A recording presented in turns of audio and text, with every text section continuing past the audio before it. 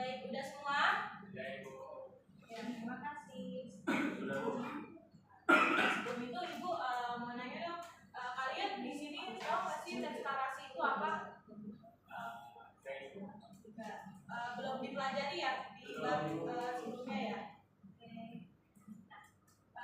Pengertian dari teks narasi. Teks narasi adalah pola pengembangan paragraf yang menceritakan suatu peristiwa secara kronologis. Ada 3 hal utama dalam teks narasi, yaitu tokoh, kejadian, dan latar. Nah, teks narasi bisa berupa fiksi atau non-fiksi dan mampu memberikan pengalaman estetis kepada pembacanya. Nah, untuk singkatnya saja, itu teks narasi adalah suatu cerita atau suatu teks yang dimana menceritakan, misalkan kalian punya cerita tentang pertemanan, atau kalian punya cerita liburan gitu kan ke suatu tempat. Nah, ini sebenarnya tidak jauh beda dengan teks cerpen. Tapi kan kalau cerpen itu ada cerita pendeknya ya, yang lebih kompleks lagi. Nah, ini teks narasi itu hanya menceritakan suatu peristiwa lebih secara kronologis. Tujuannya itu adalah untuk menghibur, memberikan informasi, inspirasi, dan pesan moral. Nah, narasi memiliki karakter utama dan plot yang membangun cerita, dan penulis harus memahami tujuannya dari isi cerita agar memberikan dampak positif pada pembaca. Ini untuk tujuan dari teks narasi. Untuk ciri-cirinya, Ibu boleh minta tolong satu orang untuk membacakan. Boleh tulisannya. Jadi ciri-cirinya yang pertama, teks narasi bisa berupa peristiwa nyata, imajinasi, atau gabungan keduanya. Kedua, setiap paragraf dalam teks narasi menunjukkan peristiwa atau perbuatan yang terjadi. Ketiga, teks narasi disusun secara kronologis atau berdasarkan urutan waktu yang mengandung konflik untuk menarik perhatian. Dan yang terakhir, terdapat unsur amanah dalam salah satu jenis teks narasi. Nah, itu merupakan teks ciri-ciri dari narasi. Terima kasih ya semuanya. Sama-sama, Ibu. Oke, selanjutnya, selain dari ciri-ciri yang disebutkan di slide sebelumnya, teks narasi juga harus memiliki unsur-unsur anak-anak. Nah, di antaranya itu ada tema atau gagasan pokok dari cerita yang akan kamu kisahkan. Yang Ibu ceritakan, yang misalkan seperti cerita tentang pertemanan, keluarga, cinta, perpisahan, atau yang lainnya. Lalu memiliki latar atau informasi tentang tempat dan juga waktu yang menjelaskan kapan dan di mana peristiwa dalam cerita itu terjadi. Lalu yang ketiga, alur atau pola penyampaian peristiwa dalam cerita. Nah, alur ini bisa maju, mundur, maupun alurnya itu maju dan mundur. Nah, selanjutnya ada tokoh atau karakter yang ada dalam cerita. Biasanya ada tokoh utama atau protagonis, lawan tokoh utama atau antagonis, dan penengah atau antagonis. Yang terakhir ada sudut pandang atau arah pandangan dan penyampaian yang digunakan oleh penulis dalam menceritakan ceritanya. Sudut pandang yang umum digunakan adalah sudut pandang orang pertama, orang kedua, dan orang ketiga. Di sini ada jenis-jenis teks narasi. Mungkin kalian boleh salah satu yang membaca materi ini. Boleh, Anissa? Ya, Bu. Jadi di sini ada jenis teks narasi yang pertama, yaitu teks narasi ekspositori. Jadi jenis teks narasi yang ini berisi fakta,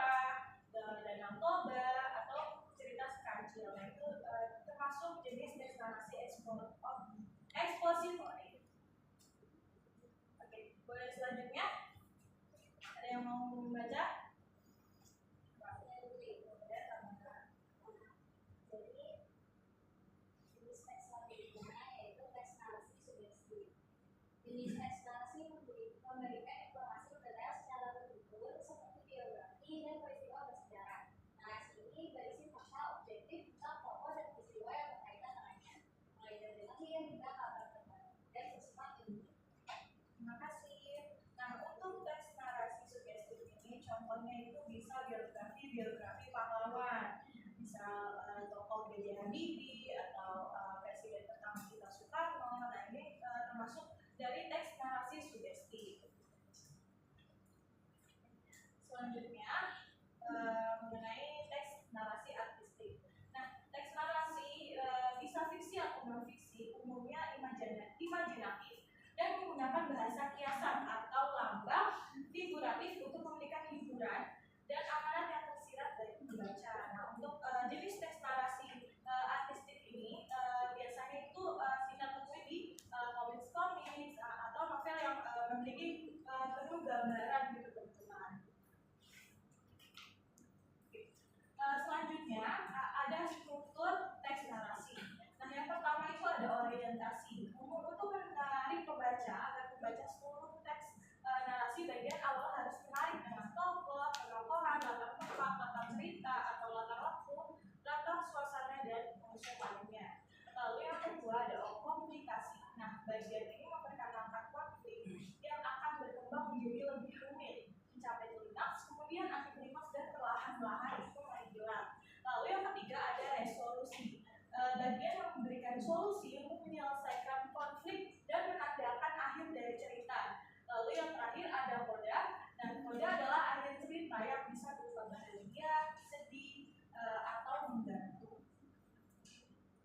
Oke, di sini ada kaidah kebahasaan, ada 4 poin. Yang pertama itu ada menggunakan kata kiasan. Lalu yang kedua menggunakan kata kinerja, transitif dan interansitif. Lalu yang ketiga menggunakan kata benda, sifat, frasa atau klausa. Lalu yang terakhir ada menggunakan kata penghubung, penanda urutan waktu. Baik, sebelum masuk kita mari simak video asal usul dan toga. Di sini Ibu lihat-lihat ini anak-anaknya pada mengantuk ya. Oke, sebelum kita masuk ke penugasan anak-anak, kita boleh kali ya ice breaking di pertengahan pembelajaran. Boleh. Ya, karena kalian tadi sudah menyimak materi dengan baik. Nah, Ibu lihat ini anak-anak bukannya pada lesu, loyo ya, hanya mendengarkan. Ibu akan beralih ke ice breaking teman-teman. Biar kalian semangat untuk mengerjakan penugasan dari Ibu.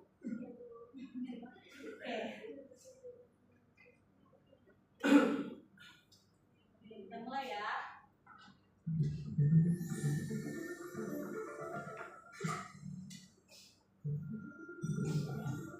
Ayo, Pak. Belum.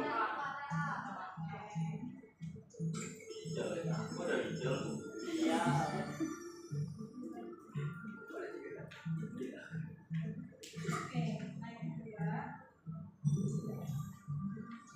Apa dong? Apa ayo? Ya, Malukunya Maluku mana dulu Ibu? Ya Maluku Utara Ternate Ibu. Ada. Wah,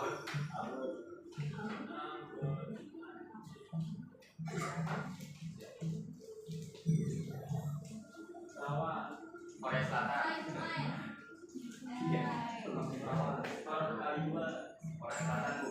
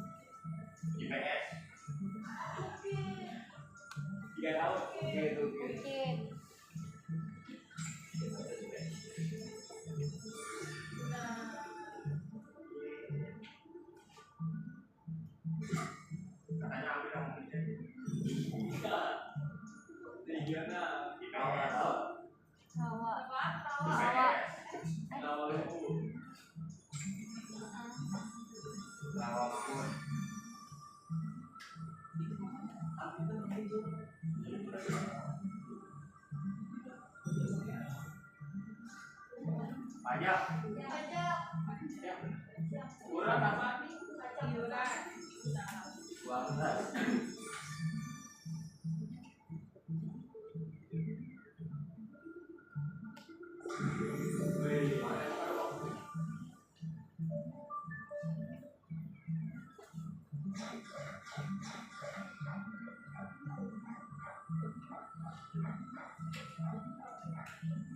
Kiri bawah, kiri bawah, kiri bawah, kiri bawah, kiri bawah. Tidak. Itu ya masalahnya. Coba aja.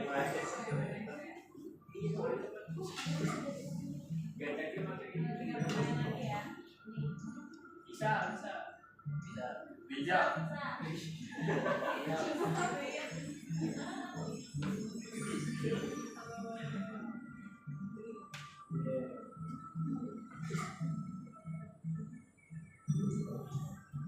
Jawa Barat.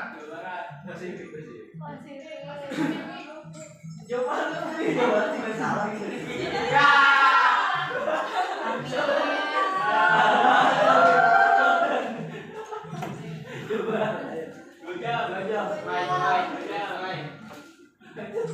Apa jenis namanya? Ibunya pengen kalah aja.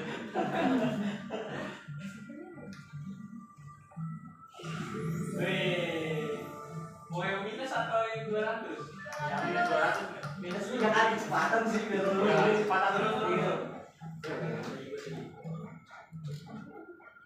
Kiri bawah.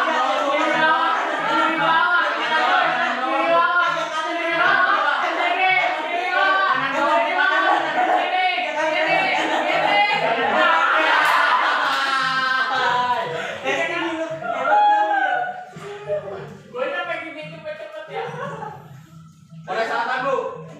Korea Selatan, Bu. Kanan. Cepat banget. oh seperti ininya coba seperti ini aja. Bukan. Dia seperti biasanya. Tadi mah yang minus 200 tadi. Gobel. Kau bangun.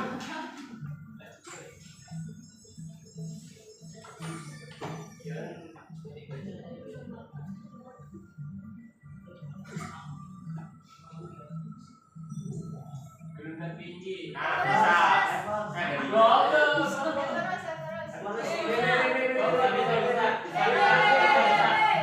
Bisa. Bisa lu. Dia tadi dia ada dulu nih. Tak ada Pak video. Jadi Terakhir ya. Kalau minus 200 aja. Gas. 200. Ya, enggak ada. Nggak ada. Minus 100 aja. Iya. Kiri atas. Minus. Minus. Iya. Iya. Minus. Kayak senang. Bosan Bu kenapa? Terlalu lama. Ayo 2 kali kita yang lagi. Enggak bisa sampai 25. Regional. Tapi kan masalah bisa dia Bu. Bisa ya, Bu. Biar salah Ibu. Bosan Bu menang mulu. Oh gitu. Mungkin kami terlalu pintar gitu. Emang kelas 8 kenapa pada pintar-pintar? Bisa dong. Kami kemarin baru menang ini di Brazil Pertu. Nah, Di Jakarta, Bu. Dia siapa mana kami pintar. Hutan mangrove. Samudra Pasifik Bu yang tahu. Ah, bener ya, anak kelas 8 pada pintar-pintar nih, kelas 8B. Biasa apa Bu? biasa. Rija. Akhirnya mau juga. Jadi pertanyaan terakhir. Nah, itu lagi pas banget.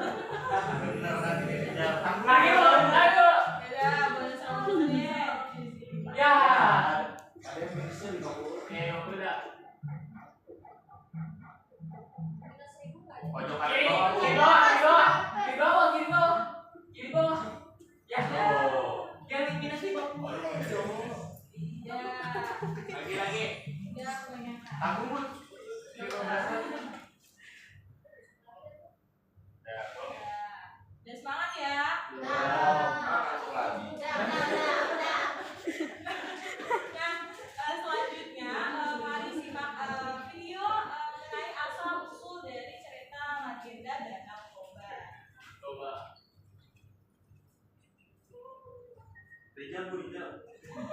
Udah dijali udah pulang. Asal-usul Danau Toba. Alkisah. Di bumi Sumatera Utara hiduplah seorang pemuda bernama Toba.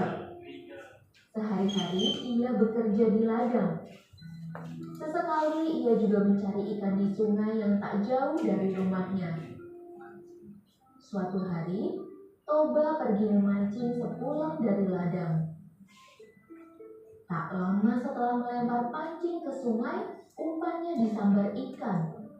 Betapa gembiranya Toba saat menemukan seekor ikan besar yang tersangkut di kailnya.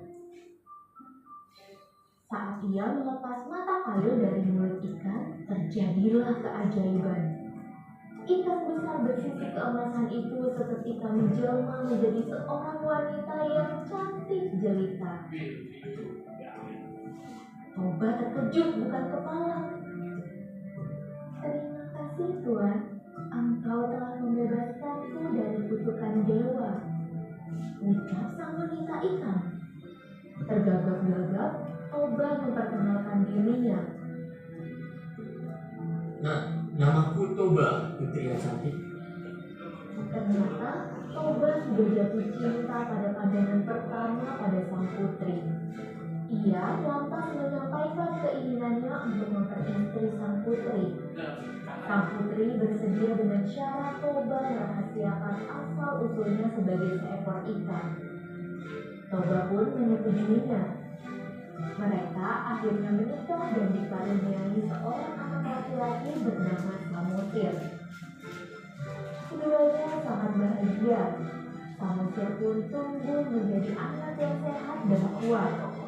Sayangnya, dia agak nakal dan pemalas. Suatu ketika, Samosir diminta ibunya untuk mengantarkan bekal makan siang ayahnya ke ladang. Samosir menolak dan memilih untuk tidur. Setelah dipaksa ibunya, akhirnya ia berangkat juga. Di tengah perjalanan, Samosir merasa lapar. Ia pun melahap makanan sang ayah hingga tinggal sedikit. Setibanya di ladang, sang ayah langsung menghampirinya dan membuka bekal makanan. Betapa terkejutnya Toba saat itu. Kenapa makananku hanya ada sedikit? Tadi di jalan aku sangat lapar, Ayah. Jadi jarang makanan Ayah aku makan sebagian. Jawab Samosir tanpa rasa bersalah. Anak tak tahu diuntung. Dasar keturunan ikan. Ujar Toba dengan berat. Samosir sangat terkejut mendengarnya. Ia langsung lari ke rumah dan mengadu pada ibunya. Ibu Samosir menjadi sangat sedih karena Toba telah melanggar janji. Sembari terisak, ibu Samosir menghantarkan anaknya. Dalam sekejap, keduanya menghilang. Sungguh ajaib. Inilah air yang sangat deras di bekas pijakan kaki Samosir dan ibunya.